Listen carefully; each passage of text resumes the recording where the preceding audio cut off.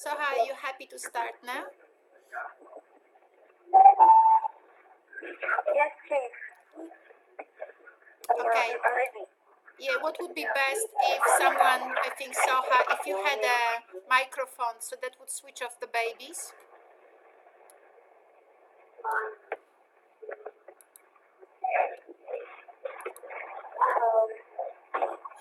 Can you still hear these voices now? Have you got headphones maybe or something? I don't know. No big deal. I can live with it, but it does change the quality of the recording. That's all.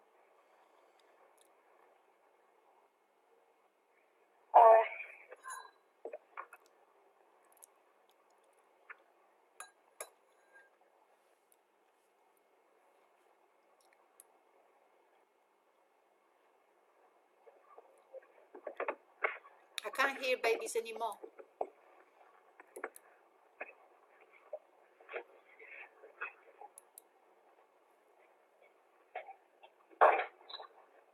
Anyway,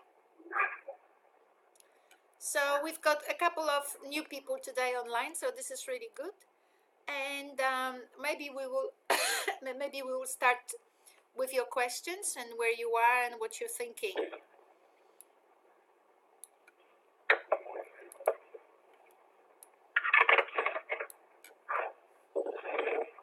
Oh my goodness, that's a question. That's what I consider a question now. Basha, you can't speak, right? I'll just try to copy. Yeah.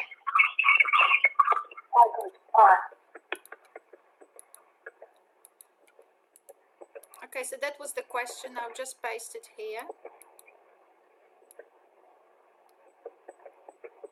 In regards to answering the capability,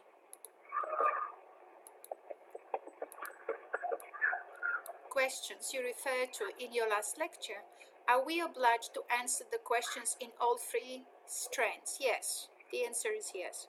You have mentioned previously that it is okay to drop the literature because it is mainly about literacy. No, I think that literature is not, I'm not sure, I think that the literature is really not about Shakespeare. It is about different types of documents, texts, that you bring into the activity.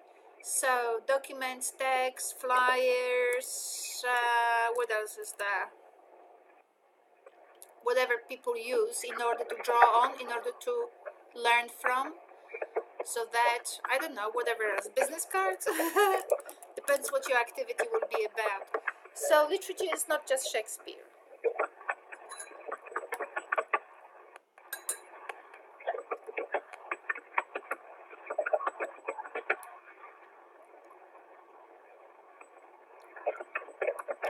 So someone is typing, so we will just wait.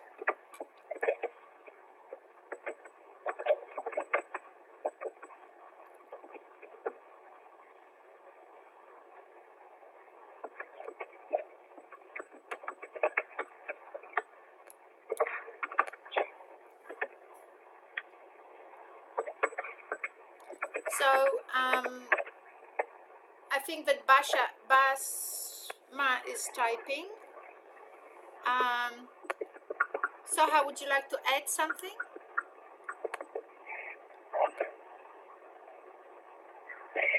Actually, it's my first time because I was working full time. I didn't have the opportunity to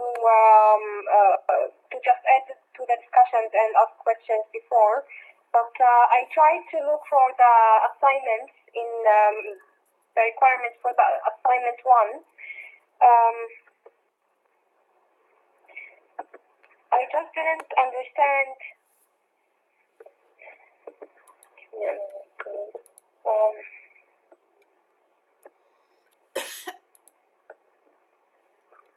I'm just gonna download it now, just to make sure. The personal literacy profile. So we suggest a student, and we put for them a personal literacy profile. Portfolio, yes. portfolio. Yeah. Is there an example that we can use or act like it, write like it? So I didn't understand. The transmission is not very good, but basically what I said, it would be best if students submitted their profile or portfolio on the web. Is this what you asked? Yes. Yes. I was asking if there is an example paper to just see how the idea come from and then try to make my own paper. That would be great. And I have two responses to it. Who has written the example profile? I'm saying if there is one, so I should follow the steps. Yeah, but it's my first time to make. Okay, but who would have written it? Me? I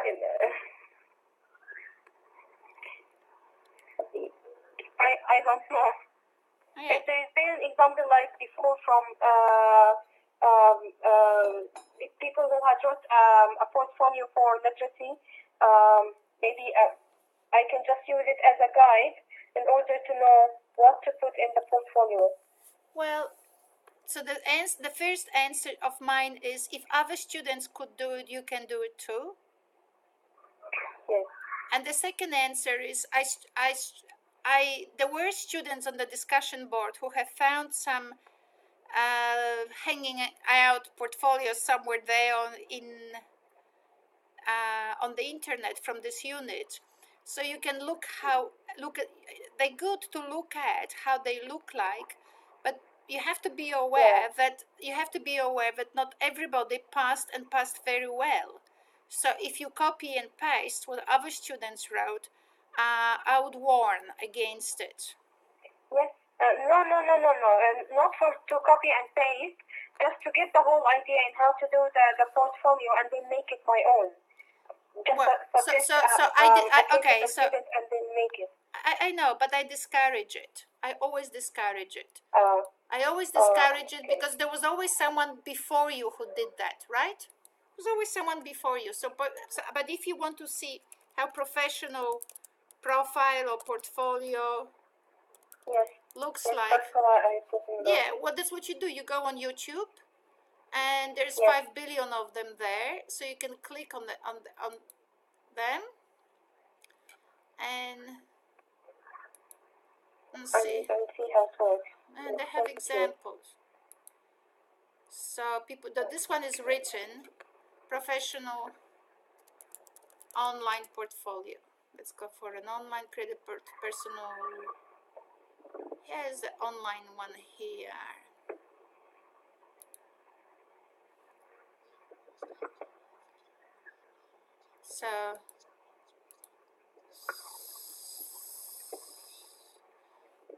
So what you have a front page, you should have, like on any other page, you should have your headings here. So this one is, what does it have? Features, layouts, enhance, intro, whatever. So every time I click on any on those pages here on the top, I should be able to go to yet another question that you answered from the assignment task. So these are the assignment questions. So for each of those questions, I assume you will create a separate page. Now, I am not fast. I've said it many times. I'm not fast about the length. I don't mind. I'll find in your portfolio what I'm after. Even if you produce 50,000 words, I'll find in it what I need. But students are not advised to write 500 words because that's kind of small. And you may not actually fit in everything. I think references would be probably 500 words. So that's that. So, but anyway, I saw that students were very resourceful, and on the discussion board you will find some examples. I didn't analyze the example. I don't know where they were. Here maybe.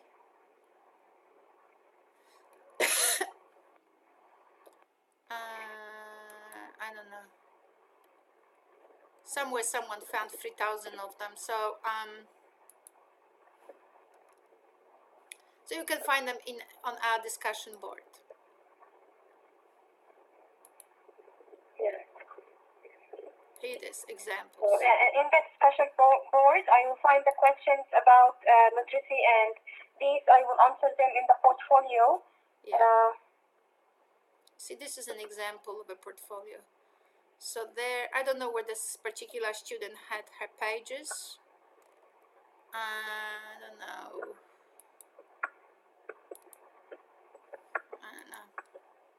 I can't see where her pages were. It's sometimes a problem when anyway, I think she only has the first page here. I can't see any other.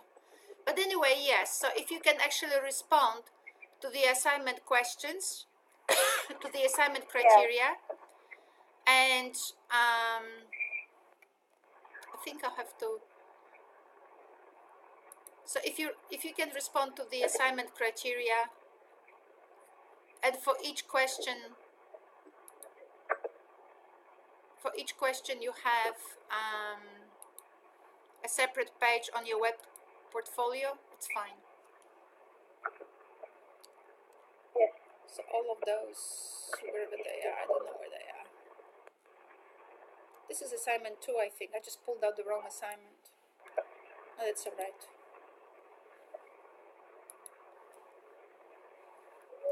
Anyway, so that's very simple.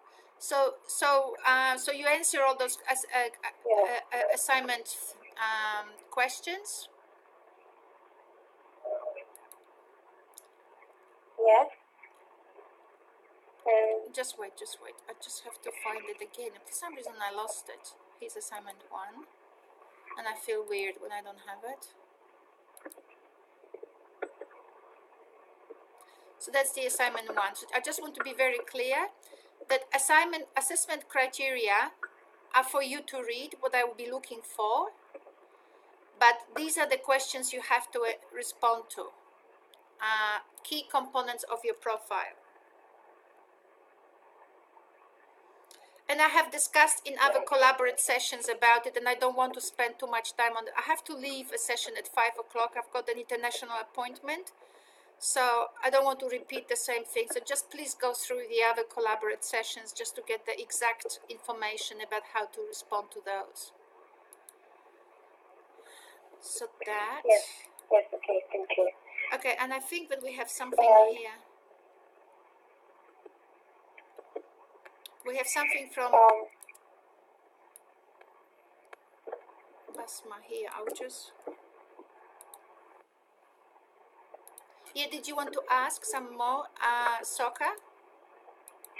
Yes, I just have one more question. So I'm trying to just get through the LearnLine website. I can't find the rubric for the assignment and the requirements.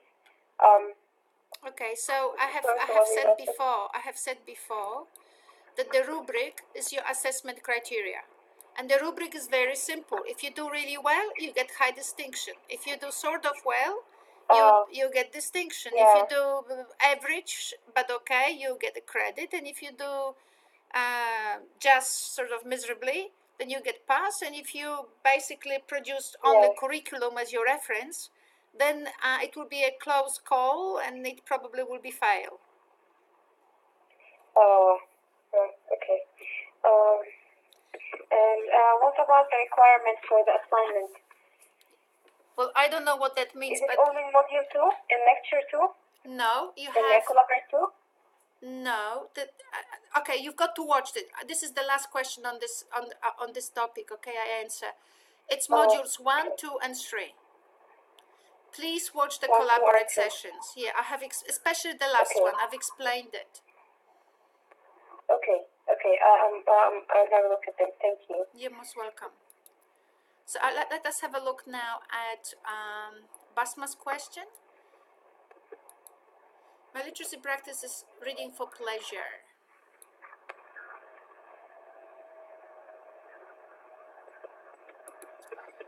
The following example The following is an example of me critically examining one of the language descriptions. So Basma, I have already said you have to actually do the whole thing, the language, literature and literacy, but I will check your language now. So do you engage texts that belong to different genres or use this? Okay, so we look at the genre. Okay. Okay, so the purpose is pleasure.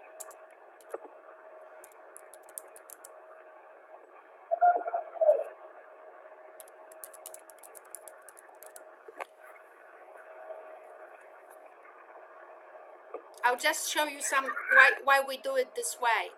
Okay, Basma, I'll just show you why we do it the particular way, the assessment, self-assessment. Now remember, I've spoken about it in my in our last collaborate. The idea is not to show that you are a fantastically critically organized reader of text for pleasure. This is not the purpose. I'm not a priest. The purpose here is for you to show that you understand the curriculum, that you understand the questions that all these outcomes require us to pose. Okay, do you engage texts that belong to different genres and use different structures? So, for example, like a poem versus novel. But what structures would they have the same and what different? Yes, and now I am open to reading. What do you mean you only? Yes, I read for pleasure only the same type of text, or yes, no, I don't read for pleasure only the same text. So I think that somehow you may want to actually. I'm open to reading many different kinds of books, but my true passion lies in war and politics. Okay, I feel at ease in their company. I tried reading. So here, what we will be actually exploring, Basma, is what texts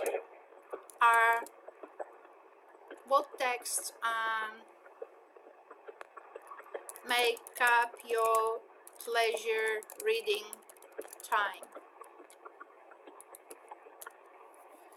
I feel at ease in their company. I tried reading The Rebel by Albert Camus, which I think belongs to the genre of philosophy, and I have failed miserably. I simply could not comprehend its meaning. Since then, I have steered away from philosophy books. I also tend to stay away from right-wing books. I know that I would not enjoy the infuriating whatever rhetoric. Okay, so really what you haven't said to me yet, you haven't told us that genre can be defined. Genre is basically textual text structure. No, it's a ceremony, the structure of a ceremony structure. That's what it is. Now, ceremony is obviously used in a very abstract way, right? But it also reminds us that wedding is a genre, right? So wedding will be a genre, a poem is a genre, engagement is a genre, wedding engagement, things like that. What else is a genre? Everything we do is actually follows some kind of ceremonies, right? Because otherwise we wouldn't recognize what the other person is doing.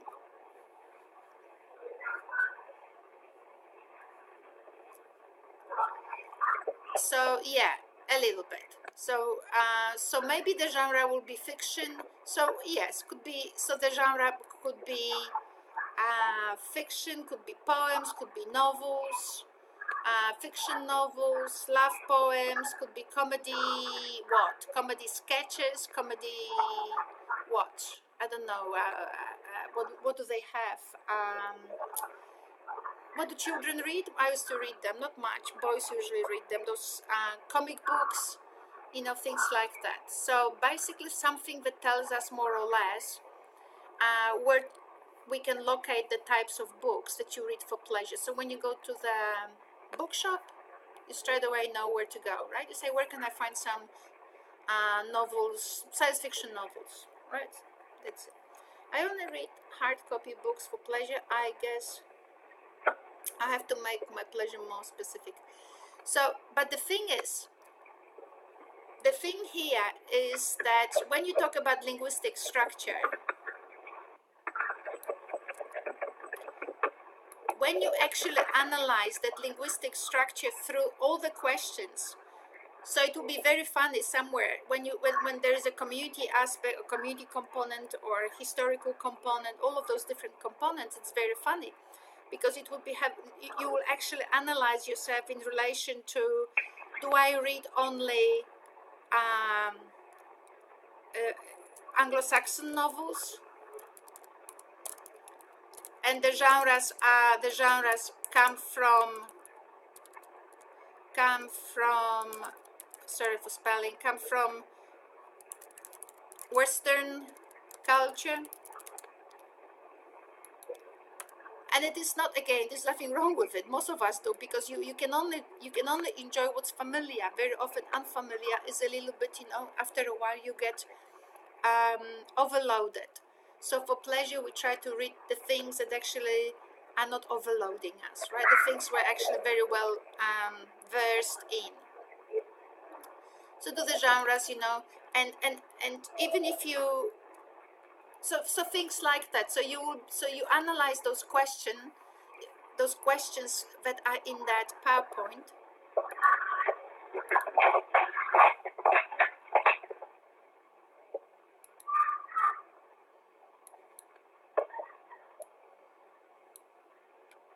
And you analyze all of them in order to give yourself a broader understanding of how broad, how narrow, how complex, how simple, how intercultural, how monocultural, how, all of this, your concept of pleasure, of reading for pleasure actually is. And trust me, I'm not a priest. I'm not analyzing how simple it is, but I'm analyzing whether you can actually evaluate your own reading using the curriculum. The thing I'm having most difficulty with is that I am unfamiliar with the English curriculum because my major is in maths and science, so the language of the content descriptions is very foreign. You know what? I think I might have actually done an example somewhere on YouTube explaining how to actually respond to these. But in a sense, it is like, even if you look at the language, for example, the text you read for pleasure, are they historic? Is the language, language variation and change? Do you read texts which have old and new English? Do you have some sort of, in your text for pleasure, it doesn't mean that you haven't seen ever an old English text. Obviously, most of us have. But whether the text for pleasure, are they all in one kind of English, or whether they involve different kinds of Englishes? Language for interaction. So what kind of, I know this is why the purpose of this class is actually to teach you those terms. So language for interaction is a very funny concept. But you may want to do with it however you actually feel comfortable with those questions. So language, I think I explained it somewhere what language for interaction means. But basically, whether they are monologues, dialogues, whether the text that you read involves what kind of literary devices are the authors using in order to actually create an interaction between the author and the readers. So there are many different ones. I've read this. What is it? The Calling of the Wild, or something like this. The title. It's an American Jack London's book, and he basically creates. Uses the literary device of a kind that the wolf talks to the reader. I think that's how it. I mean, after you literally kind of almost are talking with the wolf, whose story you actually are introduced to. So that's one kind. Any other kinds? So that you can actually here in this assignment identify what kinds of language for interactions devices can be used, so that gives you an idea of kind of resources you can later on in assignment 2 and also later on in schools draw on and be aware that they exist. So text structure and organization. So are they all novels? Are they all short, long? Has the structure organized? Paragraphs, long pages. Then some texts, some novels have titles, subtitles, some novels don't have subtitles, things like this. But when you actually go through the analysis, you will be able to reveal, as I said, the breadth of your readings, because you will tell us in your assessment whether they are all monolithic, these kinds of choices that you have, they're kind of all from the same culture, from the same language, from the same type of text, or whether you actually read across time, across cultures, and your analysis will actually show it. Now, obviously, I will not be reading your assignment, going like one by one, all of these points in the curriculum, but I would like to see a table whereby you insert all your responses in a reflective way and have a kind of wholesome response. So if you omit one or two pieces, that's fine. But what I would like to see is some reflective engagement.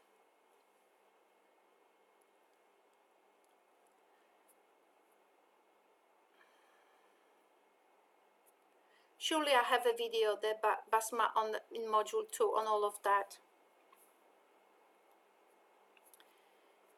So how can you please turn off? Oh, she has. Now, another thing that I wanted to say is for people who actually will be looking at early childhood, I just do something here. Early childhood is always interesting because somehow we feel that it's early years learning framework. It's something we know and we all understand, but it's not very simple. So let me just point out something that I really would like you to see before you actually work. So some of our students will be assessing activities like I read for my child in order to, remember you have to have in order to. So I read for my child in order to what? Right, in order to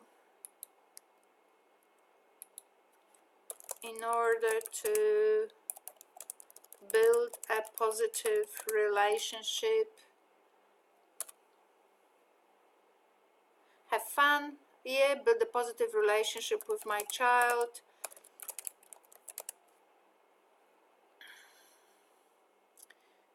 So we will be assessing those particular texts and the text choices and text structures from the perspective of how they help you build the positive relationship with your child. And that's okay, it's not a problem, and you can actually pause and reflect about it a little bit. But what I wanted to point out is that sometimes I get students' assignments and I'm not negative about it, but I want you to think a little bit. So when someone has to write about children have a strong sense of identity, right? So some of the outcomes here would be children feel safe and secure and are supported. So the student will write, well, I hug my child and we read the colorful book and all of that. That's not what children feel safe and secure should mean. I know that very often people interpret it this way, but think for yourself first. If that's what it would mean, that's very simple. And our role in kindergarten is not to be mothers only or in early childhood, right? because very often teachers take on the role of a mother. But we need to remember that our role is also to create learning conditions.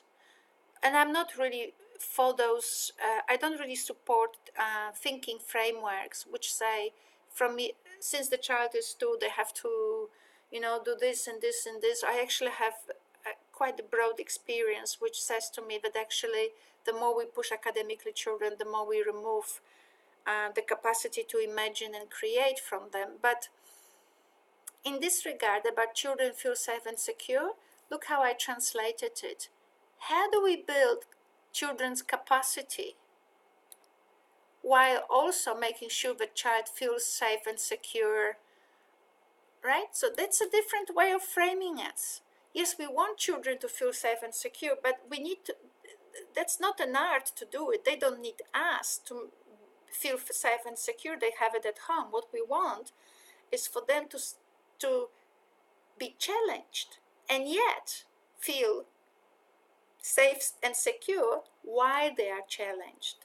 So because we are talking here about the capability of building capacity, right? We want them to acquire more being, right? Acquire more being, expand, feel fuller, feel that they achieve, feel enjoyment, that they have noticed new things around their world.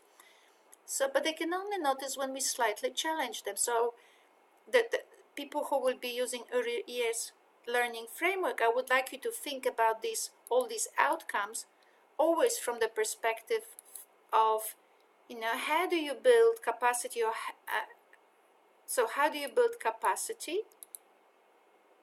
while also making child feel safe and secure? Right, another one we have here, I introduced especially to early years learning framework students or teachers.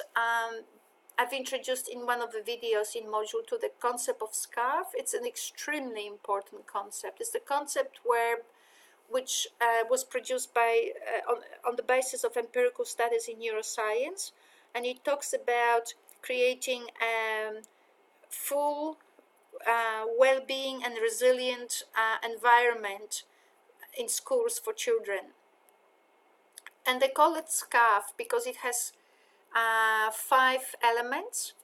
It has an element of status, certainty, autonomy, relatedness, and fairness. Basically, the research showed that all schools and institutions should cater for these 5 elements, which means children's or person's status has to be respected, and children and people have to feel that they can actually enhance their status and grow their status as opposed to feel diminished.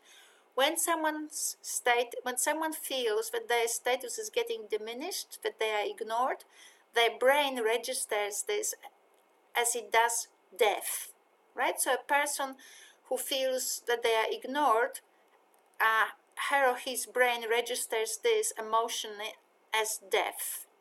So we want people to actually feel that they can, that they have a status in the institution, that they can actually expand their status.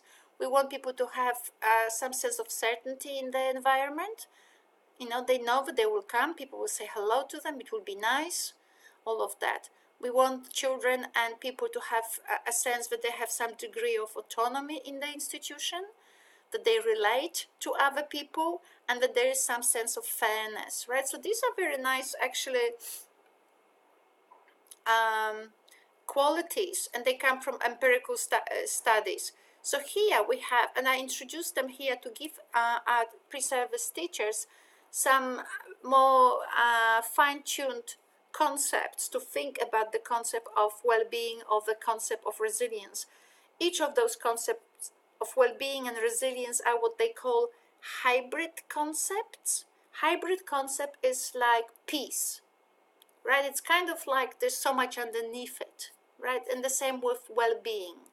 There's so much underneath it. So empirical studies from neuroscience have brought a lot of now evidence on the concept of well-being and resilience, and these are the components that they say are critical if children are to or if anyone, even in an institution like school, whether the children or the teachers or whoever, for people to feel that they are in a healthy institution. So these things have to be accounted for.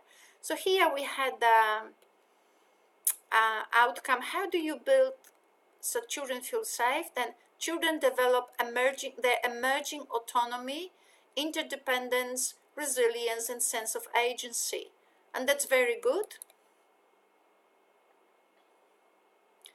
And those concepts that I introduce here will help you to think about how you challenge your through particular activities, say reading for fun or reading for to have to build the positive relationships. So you will look at the texts and the structures of those texts, and you will look at your setup that you create with your students or children, and you might actually use these concepts to analyze how you actually facilitate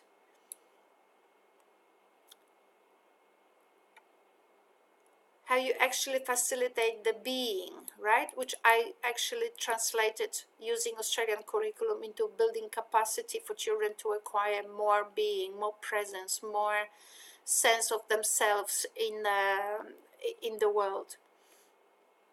You could use those terms to actually break it down a little bit, and so on. So you can see the structures here. I don't follow linear structure because curricula usually are not actually linear documents. You need to link it with the higher order thinking skills. And in early years framework, we have the being, and I translated it into acquiring more being. So capacity building children capacity. Then belonging. You can test your belonging by actually testing your impact, right? So, and I put the impact there, and I drew this concept from the Australian curriculum, because the capabilities from the Australian curriculum and the capabilities from the early years learning framework are basically the same concepts but spoken about a little bit differently. But you can only know your sense, you can only develop your sense of belonging by testing the impact you have, right? If people ignore you, you don't really belong, do you? Right? So these are the sort of activities by which you can actually test yourself. How much being have you acquired, and as a result, how much do you belong to different teams, communities, places? So when you think of any of those outcomes, I suggest that you think of them in relation to those questions. How do you support children in testing their impact, so that they actually can evaluate their sense of belonging, right? And when they evaluate it, they can do something about it. So when you create here, back again, better conditions for them to grow their sense of being, then they can now benefit from it through situations which allow them to test how much being they have acquired now to be more part of a greater team. And the transformative impact. It is a very simple, it's becoming, right? Becoming, it seems like a very, very sort of secretive word. I don't really know what it means. We can intuitively guess, but I always use my conceptual knowledge that I acquired from different fields. So here it's straight from pedagogy, actually. Sense of achievement. So children in order for children to know what they are becoming, they need to feel that they are achieving something, right? So if you challenge them enough, but keep making them feel secure and safe, but challenge them enough so that they acquire more being. You enable them to self-evaluate the relevance in the impact in the community, which means the sense of belonging. And if you create conditions for them that they can actually feel that they achieve as they are achieving, then you have a perfect three-dimensional structure of the early years learning framework pretty much under control. So becoming is it captures the transformative impact of learning. We're becoming, we're going forward, we're expanding, right? So that's for that's just a little note. So when you will be analyzing your activity in terms of the outcomes, I would really like you to actually connect it with those being, belonging, and becoming components. So you take the same outcome, but now you show how your choices of text and the conditions you create for your child, you can evaluate them in relation to those three different dimensions. Right, so it's very important, because otherwise we just say, yeah, I create a safe and secure environment. Yeah, I allow the children to point to words that they read, and they know they can rely on me, and they feel really, really good because they can correct themselves, and that gives them a sense of themselves, right? It's just, right? It's just not enough. We need to show the story. We need to show the story of being, becoming, and being, belonging, and becoming. We need to show how that story, how we need to evaluate ourselves in relation to that story of those three levels.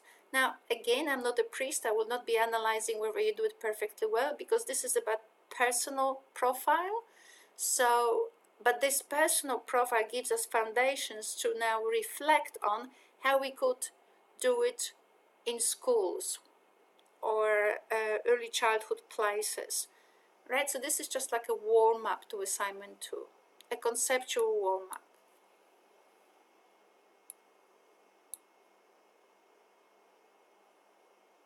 Okay, I just got another question from Basma, so I'll post it online.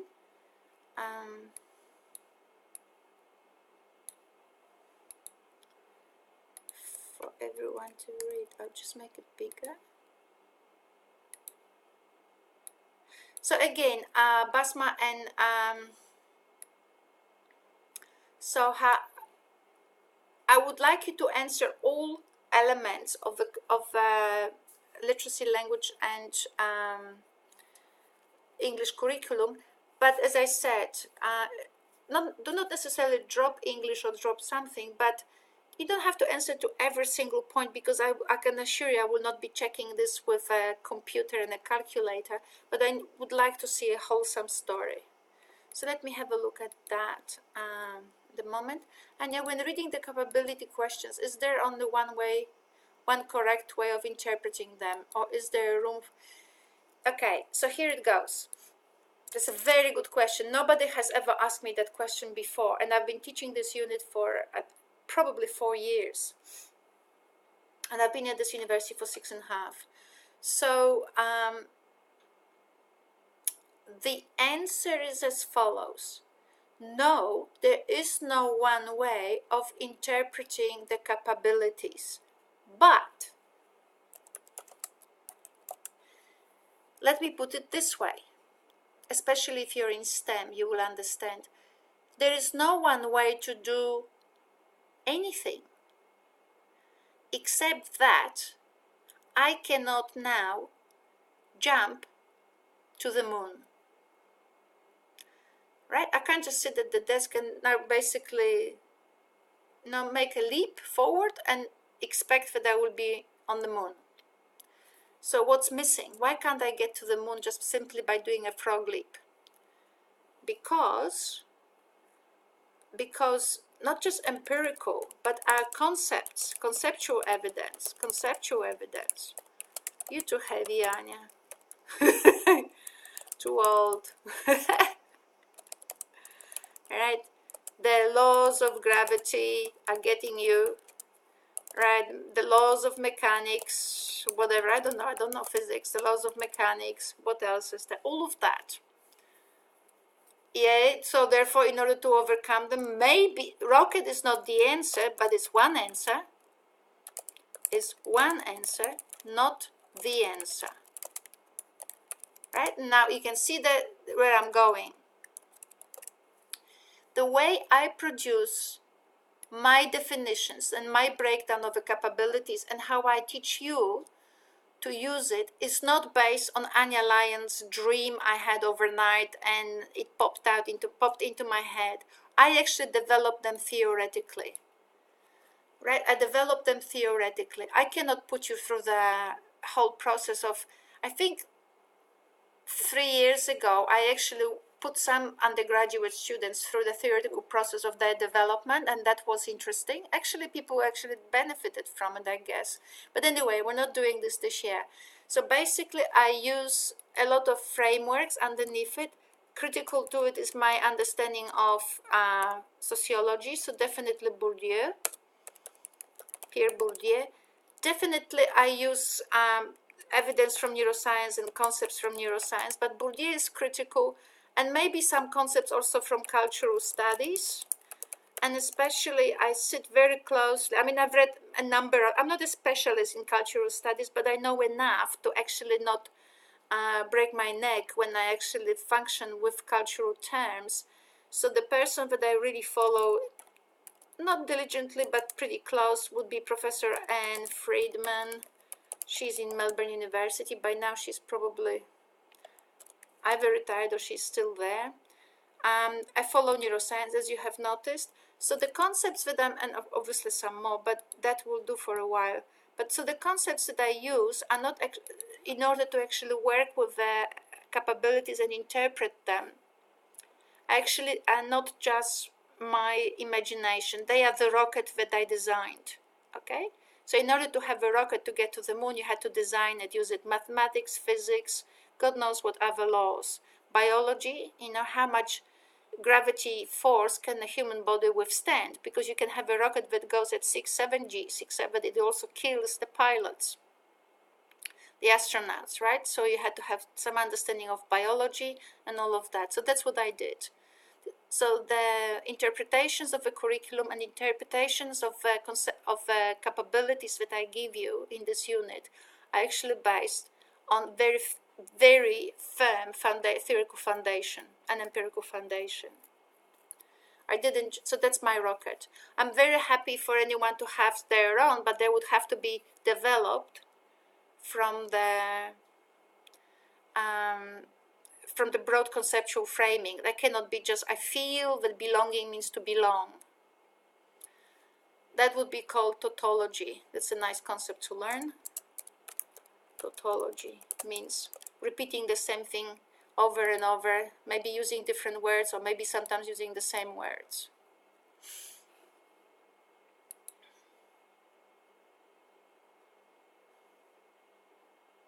Yes, Basma, I don't type in the, oh, okay, I know what happened. I know what happened, Basma. I forgot to do one thing. This is deadly. Almost the whole class is gone and I forgot it. I'll just do something.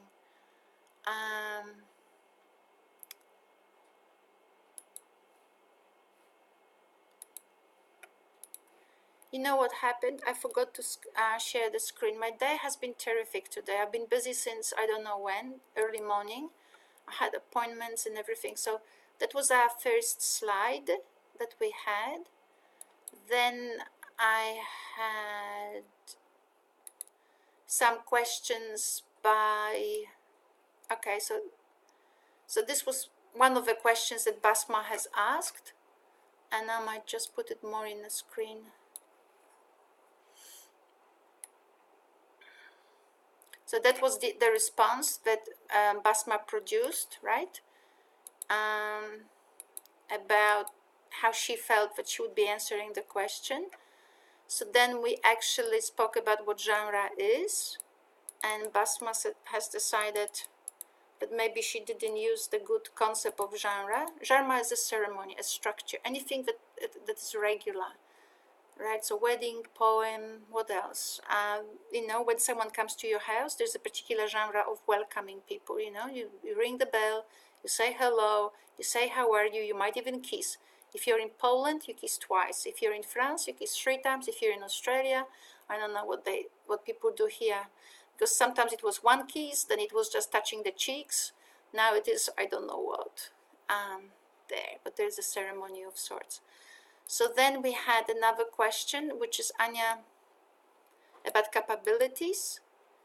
And then, so that was the question of Basma here.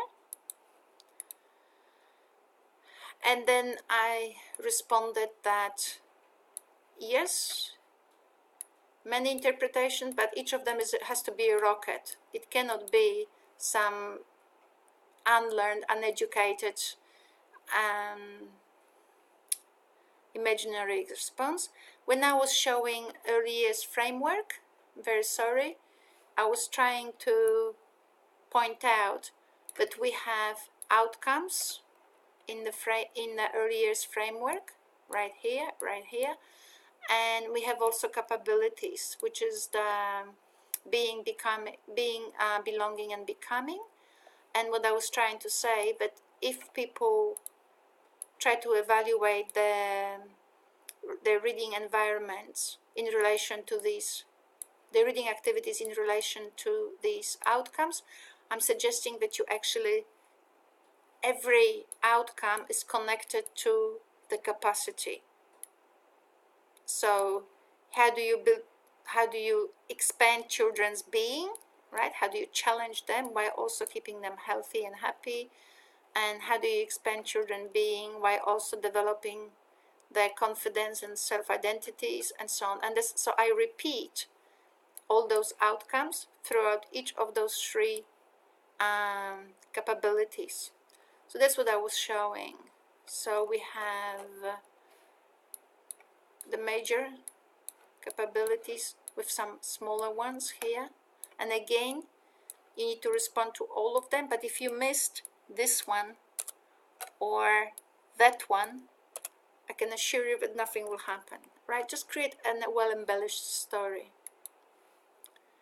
So now, Basma, you saved my life. You saved our class. I was typing, but yeah, but I forgot to actually share the screen, which was not very good, was it? But now we're sharing the screen, so all is good. So every educator should have, when they develop particular concepts or thinking, they should actually have their rockets, and it should be based on very famous intellectual frameworks, not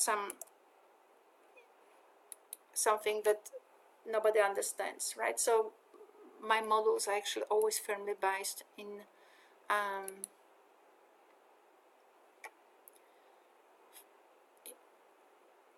intellectual and empirical evidence. Okay, so that much so far from me.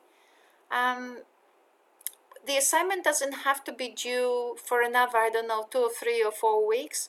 I give extensions to everyone, so please submit them sometime in January. Remember, we have to finish the semester very quickly, so I don't know, in January, I think it's early January, then it will take me a week or two to evaluate them, assess them, and we will and assignment 1 is only 40% of the grade, so it's really a warm-up. So if you get a credit but you want a high distinction, do not freak out, just improve according to whatever feedback you get, and we just move on from there. That's why I put 40% grade on this assignment. But it's an easy assignment, and in Collaborate 2 and Collaborate 1 I explained exactly how you should work with modules 1 and 2, and especially 3, right? Because the concept of literacy requires that you actually present some readings. So so I will want to see some readings on literacy, and some of those readings are in module 3. Okay, Basma, are you happy? Can we close for today? Soha? I know only one person with the name Soha, and she's Cambodian.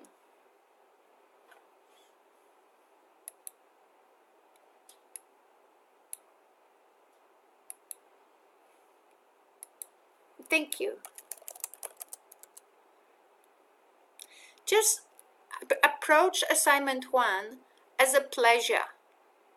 When you look at all these questions here, and they look like your greatest nightmare, right? Egyptian. Okay, thank you. So just when you look at them and they look like your greatest nightmare, just approach them with pleasure, a little bit of reflection. What I would like to see is students being able to self-reflect, just reflect and engage in it and play with it and so on, and create a little bit of a story about it, be it in a table or however you organize it. So that's what I would like. And on the assessment of one activity, whatever activity, of one activity, yes, of one literacy activity and its purpose, how you actually make this purpose happen. That's all. And remember, when you look at it lovingly, like, how am I gonna do this? How would she want me to do that? How am I gonna respond to this question? How can I just play with it? It's way better than seeing this as a chore.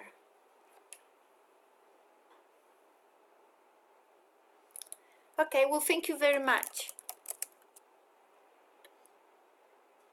Yeah, you too, guys. Have a lovely break. Have a Merry Christmas and a Happy New Year. Okay, bye.